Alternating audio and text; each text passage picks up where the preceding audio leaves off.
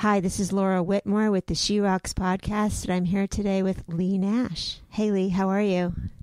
I'm doing great. How are you? I am good. I feeling a lot of juggling lately, like a lot of taking care of I dogs bet. and kids and cooking dinner and doing podcasts and working. I know.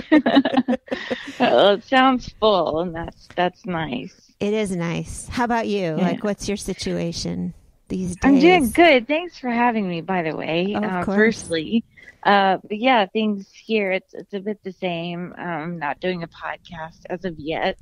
I'm just kind of, cleaning and spirit maintenance, just making sure my husband and son are doing okay and are feeling sane. I'm the family empath, so I've taken on all too much, with my energy. So that's just what I'm doing. Yeah. It's interesting because, I'm here. I've got my family here, my kids who are adults now, basically. Yeah. And,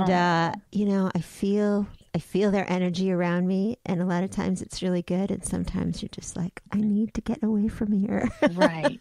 Exactly. 100%. You know that. And feeling. my son is 16. So Yes. he's getting to that point where, I don't need to be as tuned in probably, but I can't help it. So it's really my lesson of whether to back off or press in. So right. Yeah, I feel that for sure. It's definitely been a learning experience. I mean, as an artist, musician, whatever, it's interesting to juggle that too as part of like all this other craziness. Oh, absolutely. So let's chat about your new music. Okay. Your new EP, Get Happy. Yes. Are you happy with Get Happy? I am. It came out, just at a time where everything became kind of frightening really quick, and everything was, so it's just, I don't know, it came out and then the quarantine started. Yeah, so bizarre. I'm not really sure how I feel. It sort of, it seems like a blip on the screen now, but I'll always look back at, on it. I think like, wow, what a time to put out something like that. Right before everybody had to be really quiet and hopefully listen to music. So, yeah, if I got to add to anyone's good day, that makes me really happy. I think that kind of music in your EP helps us now. I found it really helpful to listen to maybe a little more soothing and more positive focused music. Right. Although now that the sun's out, I'm up in Massachusetts and it's been really cold. Like I probably wouldn't mind some really loud dancing around music outside, but that's wonderful. But yeah, I mean, I really loved it, and I just was wondering, like, what resonated with you about that song, "Get Happy," that classic song.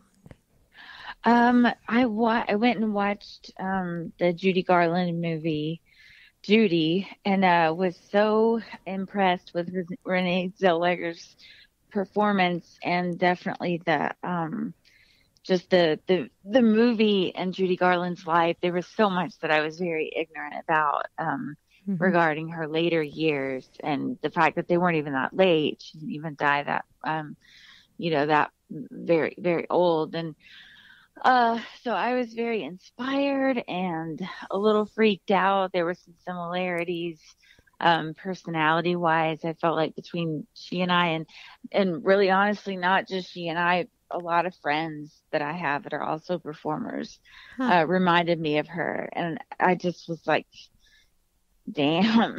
Wow. I was a fan of hers on a whole other level, because wow, what I really got a lot of it. So did you see that movie? I did, and I saw it in the theater, and I thought it was one of the most incredible movies I've seen in a long Me too. time. I really 100%. really moved me, and I thought about it for a long time after leaving the theater. Yeah. I still will have scenes go through my mind, and it's all Renee Zellweger. Yeah, she was amazing.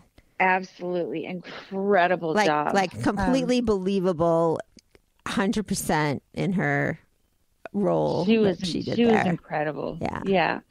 So it made me go home and read lots more about her, and then get happy.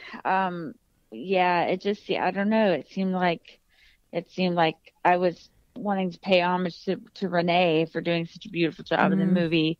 But of course, Judy Garland, as much as I could pay tribute or bring awareness or talk about the fact that, a lot of the lives of artists are spent the way that she spent some of hers.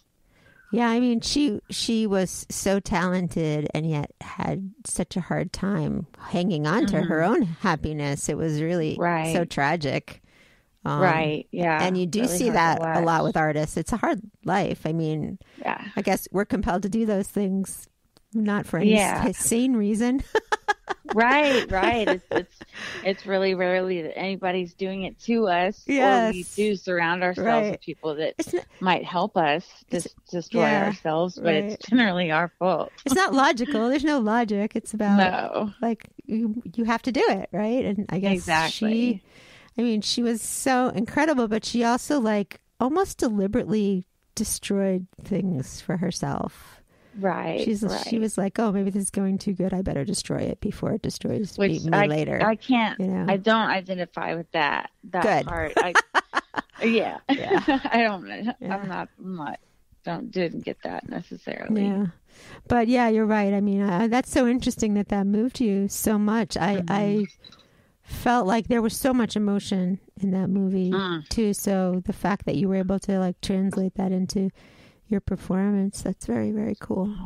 Yeah. Cool. And talk a little bit about some of the other songs on the EP. I know you did a re-recording of your hit "Kiss Me," right? Yeah.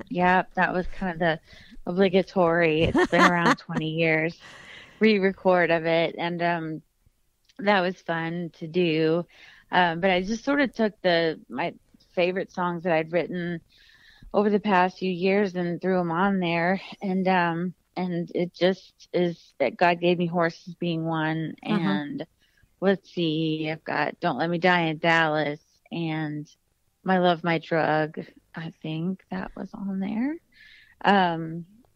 Yes. And I just really, I'm really proud of those songs. They're very personal and just have me excited about the next, whatever is going to be so moving that I write about it next. Yeah. Interesting. So let's talk a little bit about your songwriting sort of perspective. Like, is it all really deeply personal for you, or do you start with, just anything that maybe inspires you?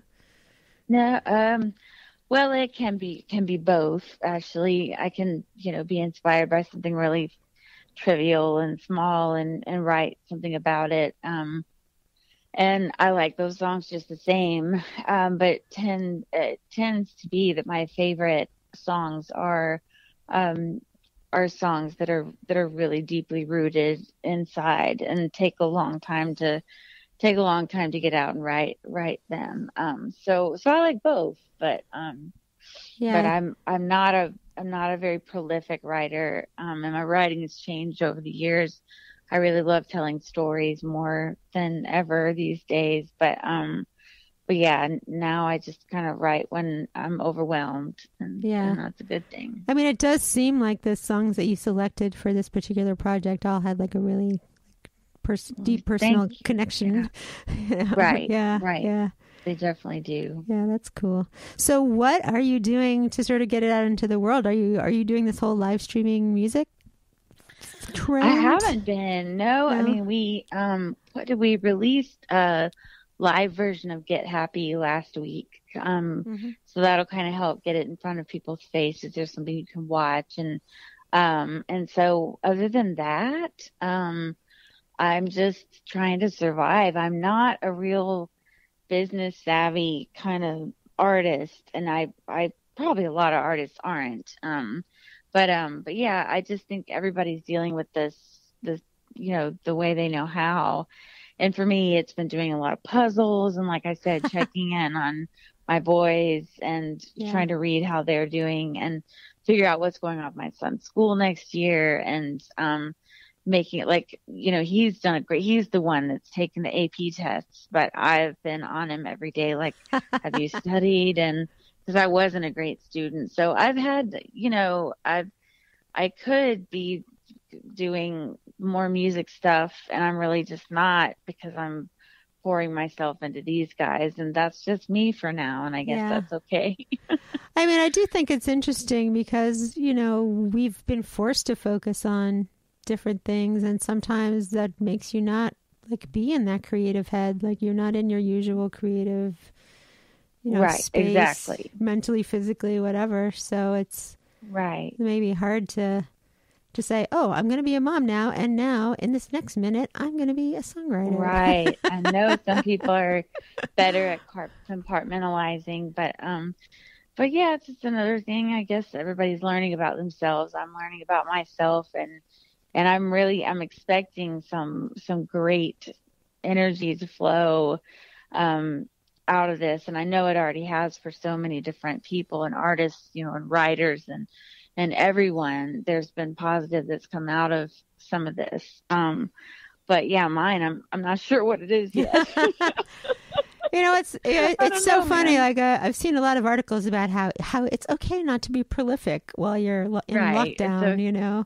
Exactly. I think we're all just really hard on ourselves sometimes. It's like, there's so much sweet stuff that makes me cry on the TV. I just have to mute it when it comes on. So if I see one more damn supportive commercial, it's like we're all in this together. We know, but you should be doing more. Yeah, exactly. No, but I think it's okay. And I think people create in different ways too. Like sometimes you have to give yourself like the space to like synthesize all of these things going on around you, and like figuring out how that's going to like formulate into like your next creative step. So maybe that's you. Yeah, I completely agree. Yeah. Where are you based? Are you in Nashville? I'm outside of Nashville in the country a good ways. So that's good. So you're not like in a city with lots not of people. At all. No, it's just really green, and we live in a really beautiful area. So I'm very thankful for that. We can get out and walk the dog, and that helps. Just enjoy nature. My husband built a crazy bird feeder outside for me out of bamboo that is just wildly growing in the backyard, and so we've been enjoying sitting and having coffee right by that feeder, because more and more birds are coming out every morning. So it's beautiful. It's been pretty beautiful. It's really funny that you say that, because there's these birds. I think they're cardinals, like red birds, right? And they made a nest in like the bush right outside my kitchen window, and I've literally never seen so many birds around me until now. Like I'm wondering if maybe there's like the air quality is better or something, and the birds are like, we can come out now. They found a trusted spot where they know they're safe. Yeah, I don't know. That's I just think really it's interesting that, or maybe we're just noticing the birds more. They were all there that already. Could be too. That could be too. But cardinals are good luck. So. Oh, they are. Oh, excellent. Mm-hmm. Everybody could use some good luck. You're in good shape. Yes, we all could. So is there anything, so musically you've got this new project that came out in February. Is there anything else coming down the pike, or it's all sort of on hold and you don't really know? Yeah, I'm kind of on hold, but I've got this weighty sense of there's some stuff coming. I feel, I know my husband is he's been coming out with music for the last few weeks, and it's been going great. So I don't know if I'm feeling his success or my impending success, but I'm feeling really good about things. And everybody's on hold, but I feel good about the future. I do.